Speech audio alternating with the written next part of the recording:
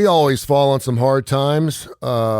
And back in our generation, my dad never pulled, you're 18, get the hell out. You're not allowed to come back. As a matter of fact, I left when I was 18. I went down to some work in Louisville, Kentucky. And then at the age of about 22, I was going to move back home. I wanted to move. One home right now. I know. I wanted to move back home because it was going to save me some cash. And as long as you're not there until you're like 43, that's what my son said, by the way. My son's like, God, we spend a lot on groceries.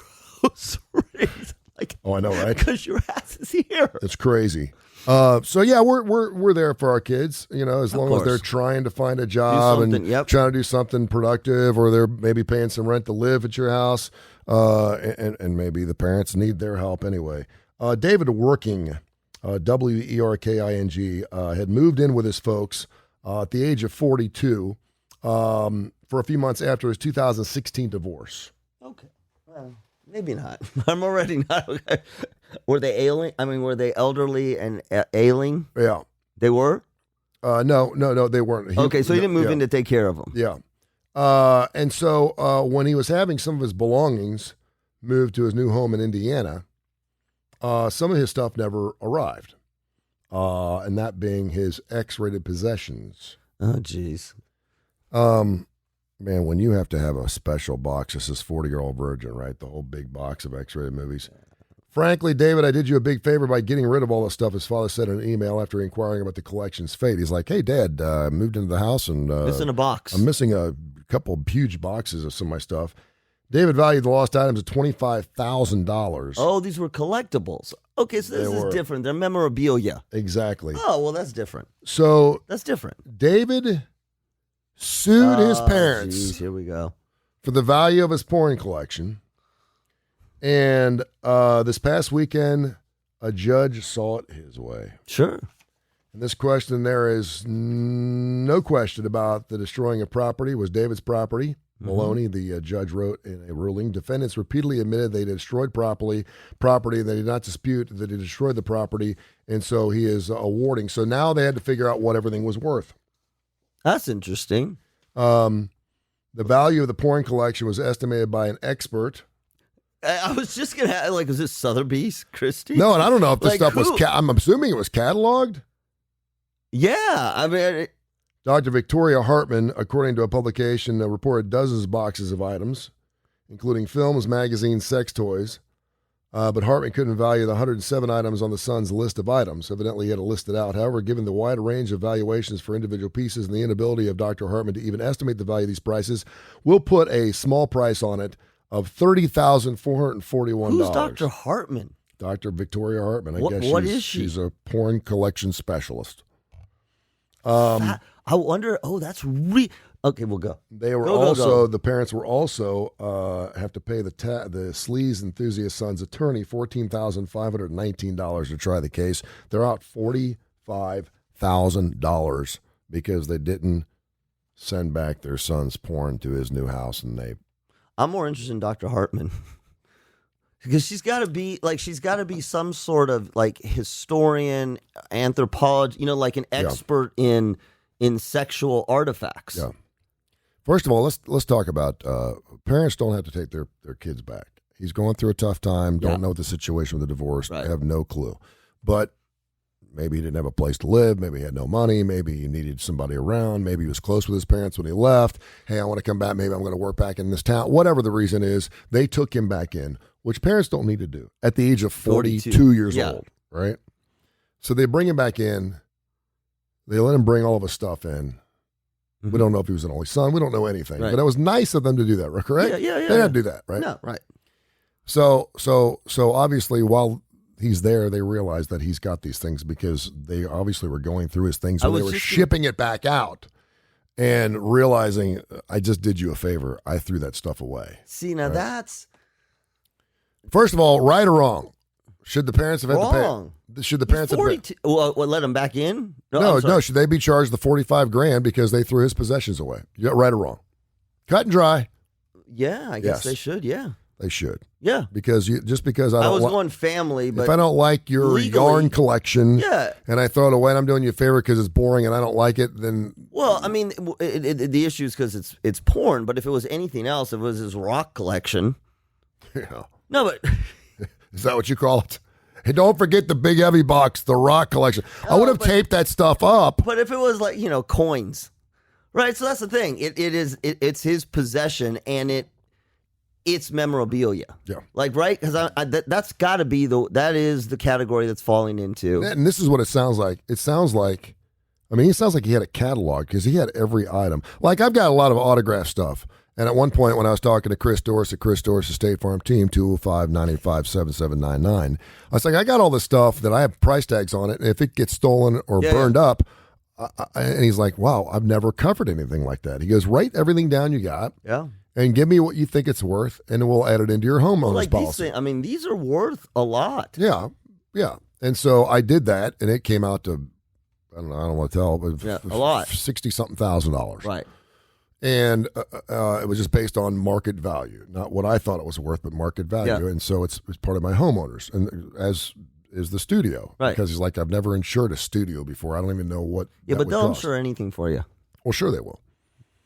And it's not a lot because it's State Farm. Chris Dorsey, State Farm Team at 205-985-7799. Long recognized as one of the top 10 agents out of 18,500. So let's go back to. Well, let's get into you. Did you have a porn collection? Did you have porn? No. You had no porn in the house? No, because my stepdad subscribed to Playboy. Okay, so Playboy. And you looked at it. Yeah. Okay, so but it came. You didn't have porn, but you looked at porn. I didn't need to go buy any. And no tapes, again. And when there was nothing. You have to have a VHS. Yeah. So no, nothing. Playboy. Porn on beta was so bad. You couldn't even see. I had friends who had it. You couldn't see anything. Oh my gosh. It was literally to me. I had a friend whose dad had a collection, and he, he's like, hey, my dad's gone. Come on. When porn hit DVDs, man, it took it to an all new level. Well, that's what I mean. But on VHS, it was so kind of grainy. Yeah. That I remember looking at it, thinking, okay, maybe I'll be aroused or whatever. And it was so distracting because I couldn't, I'm trying to what is that? Where, what reminded me of? This is terrible, but what reminded me of a little free association? Yeah. And we had our ultrasound of the kids. This is very free association. No, we had ultrasound of the kids. They're like, oh, do you want to know the sex of the baby, right? And I was like, well, yeah, we want to know. Yeah, you have a boy. Yeah. And I'm like, I'm looking at that thing, and she's even pointing out, she's using, and I'm like, okay. Did you had a friend that had the porn collection, right? Every guy's got a friend that's got the porn collection. His dad did. Yeah. His dad had it. Yeah, because we were younger. We were like 13, 14, 15. So his dad had to be in his 30s, right? And his dad had a porn collection? Oh, yeah. Okay, at what age is it creepy to have a porn collection? Well, in this day and age, you don't have one. That doesn't count. Okay, but back in the time when you had a porn collection, there's some people still have their porn collection. They still have stuff. They still have magazines. They're still into magazines. Yeah, but they're collector items. Yeah. At what age is it too creepy? Remember we were talking about things that are super cool when you're 18, but not cool at 25. Going on spring break when you're 25, you're a creep. Okay? Smoking dope at 45 is a lot different than smoking at 18. And now it's different now. Because you can do it in a sophisticated... eloquent sort of way. Collecting cards, I understand from an investment standpoint, but collecting cards at the age of 37, 38 is a little weird. Yes. It's a little strange, Yeah, so collecting toys and keeping them in the boxes, that's a little off. I think it's a little strange. Particularly now. Now, if you're collecting porn, tangible porn, it would have to be a collector's item. That would have to be your story. Yeah, now I don't know if this guy had, in mint condition Playboys. That's but what it sounds thinking. like he just had a porn collection, and maybe that played into the fact that he got divorced in 2016. Yeah. So I'm going to tell you how it works for every guy because I speak for every guy. Okay. Right. So I'm 11, 12 years old, and you're doing the Sears catalog I had thing. 3 brothers and a 8x10 room in my mom and dad's house, and I thought we had plenty of room. By the way, it was as big as a studio. We had 3 guys. We had a bunk bed, and my oldest brother had his own bed because he's the oldest. And I could jump from one bed to the next. That's how close they were. So my brother Jeff, we had 1 chest of drawers for all 3 of us. My brother had the top one. My younger brother, or my next brother, had the next 2, and I had the bottom one. So I get home one day from school, and I open my drawer, and there's a Playboy in my drawer. And I'm like, and I think I was about 12 or 13. I think I'd already gone through the garage door story with the babysitter. If you listen to the show, you're missing out on some great stories. The binoculars and my next door neighbor, the whole 9 yards. And now I was it's like, right in front of your face. And then I'm like, okay. And it was the first time I had seen or actually got my hand. So I pulled it out, closed the door, pulled it out, and kind of flipped through it. But I knew, at least according to, I was an altar boy. But you knew what Playboy was. Oh, yeah. And I was like, whoa. Yeah. And so I put it back in my drawer. Well, I did the worst thing a 12 or 13-year-old brother could do. Guess what I did? Did you narc on your brother? I didn't.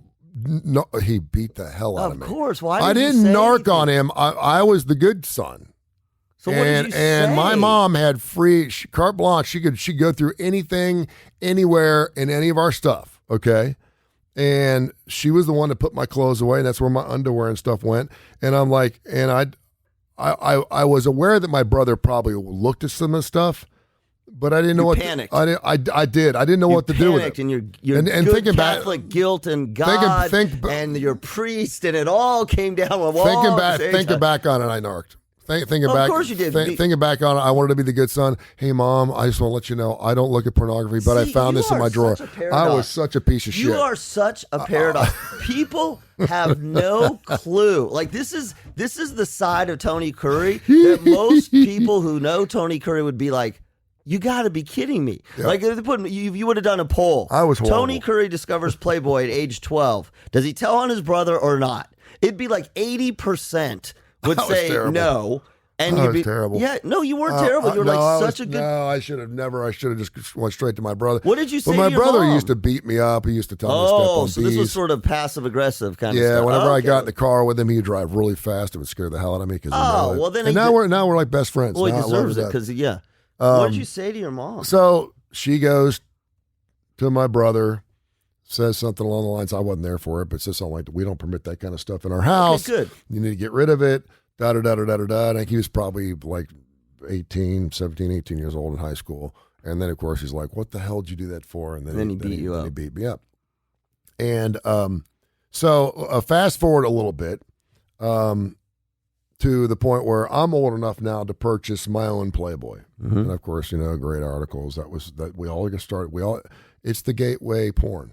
It's the gateway porn. It did have good articles, lots of good stuff about cars. Yeah, see how successful it was when they started taking nudity out. No, I know. I'm just saying it did. But it's the gateway porn, just like marijuana is the gateway drug, right? So you try it and you're like, oh, this is good. Then you meet somebody up and you go, I got this other stuff that's great, the synthetic stuff, it's killer. And then the next thing you move on and blah blah blah blah. So I get that, and then I'm moving out, and I have my own apartment. And then obviously it's not good enough anymore. And I'm like, hey, you need to try this magazine because you get to see more. And then you go to the Penthouse, right? And I'm speaking for every guy out there. Every guy's like, yep, go, continue. And then it's pretty explicit. And then you're curious. Now you're down at Tootie's package store where they got all the magazines and the pipes and everything, whatever. And then you get to the gallery and the Beaver magazine, and you get into these really smut, nasty things, and the pages are sticking together, and you're like, wow. But there's some good ones like Gallery, the Gallery Girl Next Door. Well, what about Hustler? Hustler. To me, Hustler was Playboy, Penthouse, Hustler. It was safer. If you're going down that route, there's some of them just horrible. Well, yeah, and the fact that Larry Flint, who's no longer with us, actually had Hustler stores. He had a Hustler club. That added some credence to his brand. Yeah, but it just, But Hustler at one point was just like, it was smut. It was nasty. It's still nasty. It's disgusting. So you start getting some, right? And you put them in a drawer. You're looking at them for whatever reason. Put them in a drawer. This is when you're moving out. I would never have had that stuff in my mom and dad's house. I wouldn't have, just out of respect, because I didn't want to get caught with that stuff, and I didn't want them to think their good altar boy son was looking at that kind of crap. Yeah. So then you get to the point where you end up having 3, 4, 5, 6, 7, 8, 9, 10, 11, 50 of these magazines. And some are like you throw away every month, and then some you forget about, and they're like 3 years old, and it's like getting a brand new one. You look back through it, and you're like, oh, this is. And so then you meet a woman, and you start dating her, and maybe she's coming over to your apartment or you're going to her apartment, and then you're finally to the point where I don't need this stuff anymore because you have the real thing. This is the way I thought of it. I was like, I don't need to look at this anymore. There's no reason why I need to have any of this stuff in there.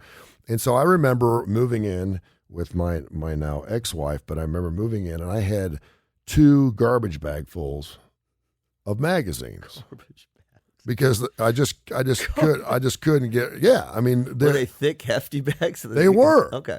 And not something I was particularly proud of, but they just kind of, you know, I never got a subscription to one, but I'd go in a store and pick one up, and maybe we were going to a ball game and I'd pick one up and read it and blah, blah, blah. And it was funny, ha, ha, ha. But I was like, and I told her, I was like, listen, I don't need this anymore. I told her. Wait. I signed the decree and I said, did she I love know you. That you had them? Oh, yeah.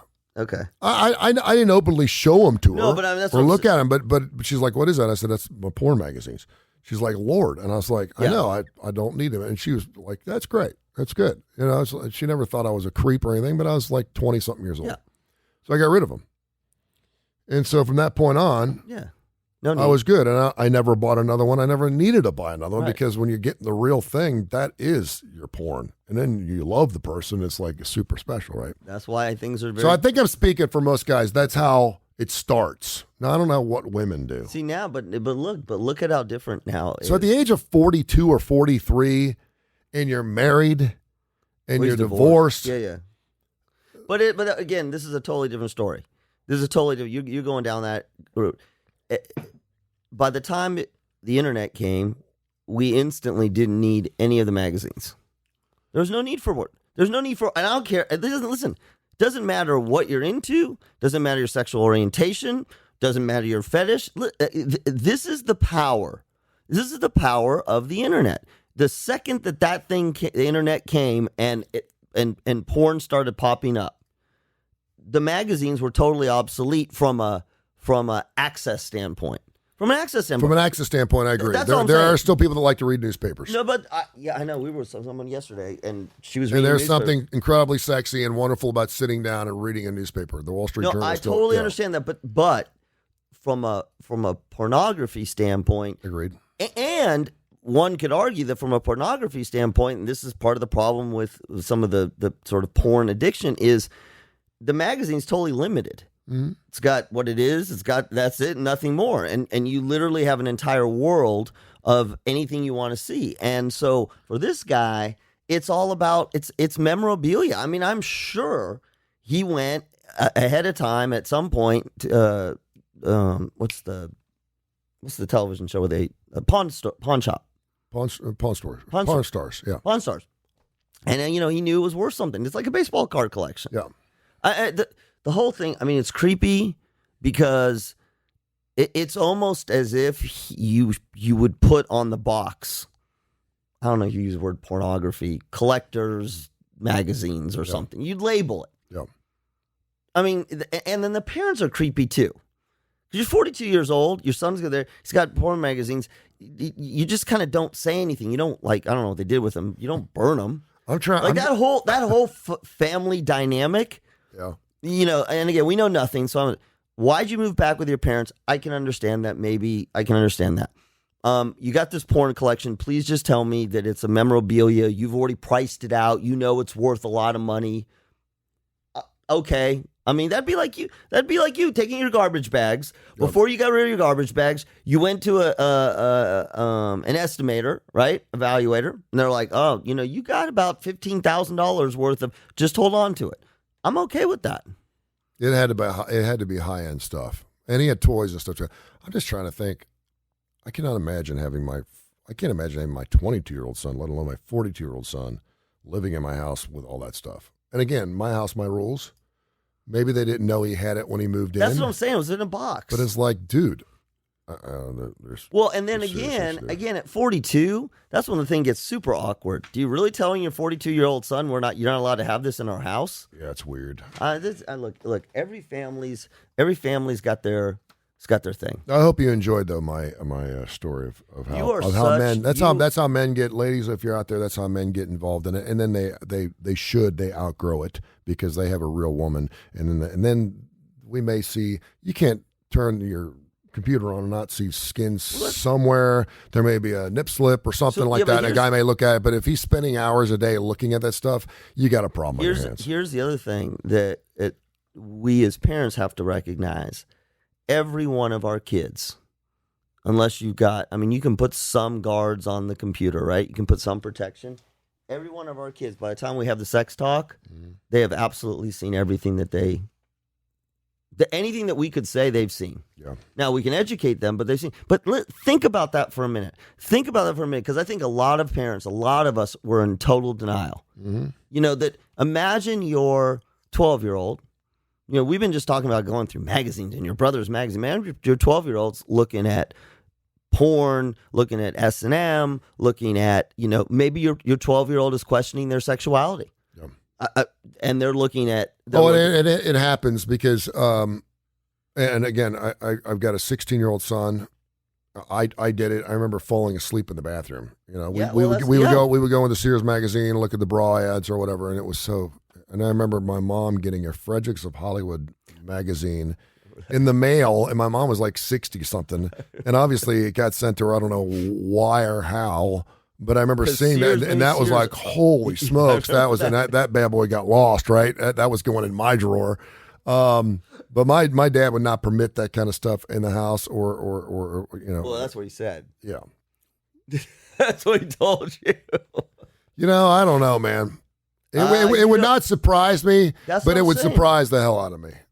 No, but and you look, when you discover one of the hardest things about growing up is discovering that your parents are first discovering that they have flaws that you totally recognize. Like there's a difference between, your parents are yelling or they're screaming and you're as a kid, you're kind of scared. But when you sort of put two and two together and go, wow, dad's messed up. Yeah. That's a watershed moment. The second watershed moment, and sadly in certain situations this happens way early on, is when you see your parents doing things, alcohol, drugs, partying, sexy. Yeah. I mean, just stumbling on things like that, where it's the total loss of innocence, because you realize in that moment. Now you may be 6, you may be 16. You realize in that moment that the image that we had of our parents is no longer that image. It doesn't make them a terrible person, but you realize it in a second. The first time I heard my mom drop an F-bomb, yeah. On the one hand, I thought, mom's not. On the other hand, if I really think about it, and I was older, I was maybe 12. I don't think I heard it before. It scared me. Yeah. It scared me. She wasn't dropping. Was she angry when she said it? Yeah, but and not at me. Yeah. It was at my dad. Well, I mean, they were getting, but my thing is, when you see your parents engage in behaviors that you would never think you would never think your parents would do it. Mm-hmm. You can understand it for other parents. It forever changes your psychology, your inner psychology. It changes who you are in that moment. It's the loss of innocence. It's the telling your kid you can't run around naked. Yep. It is exactly that. It's a part of growing up. The question becomes, how do you manage that? How do you incorporate that? How do your parents deal with it? It's a real interesting parental paradigm where you know what your kid is doing. When your kid starts taking 45-minute showers, right? It's like, and so you know what's happening. You want them to be healthy. Right. You want them to explore. You want them to find out things themselves because their bodies are going through so much visually and physically. And so I call it the coaxing through. You kind of coax through them. Hey, buddy, don't be using all the hot water. We got to take showers too. Right. That was a long shower you took there last. You don't go that route because it's super embarrassing. It is. It's like finding that first whatever it is. It could be a leaflet out of a bra magazine or exactly. Victoria's Secret magazine or whatever. You're like, okay, I know what's going on here, and I don't want to take that away from them. No. At least I don't as a parent. No, you don't, because I'll tell you why. Because the second you do that, the second you pull that stuff, particularly if it is normal developmental behavior. And that's normal. And that is normal. the showers. I know there's probably some people. That's horrible. No, It's not. It's normal. And that's the thing. It's and I want them to experience that normality of their life. That's exactly. And the day you, I'm not gonna buy it for them. Right. But the day you cut it off, or more importantly, the day you embarrass them about it, they're not going to stop doing it. Yeah. They're just going to dance around you. They're going to hide from you. And so I actually like your coaxing thing, because there's no reason there's no reason for you to discuss in detail why he's taking a 45-minute shower. Yeah. There's nothing. And I tell parents this all the time. Look for patterns of behavior. Like, so they take a 45-minute shower and you think you know what they're doing. Now, you don't know for sure, but you think you know what they're doing. Fine. Are they getting good grades? Are they getting into trouble? Are they late for school? No. Then stop it. Yeah. Like, then just get over yourself, get over your own embarrassment, your uncomfortableness, and then please don't do the holier than thou thing, because, I always tell parents this, what were you doing? Yeah. Or I'll go one step further. What did you miss out on normal child development because your parents were watching like hawks? Yeah.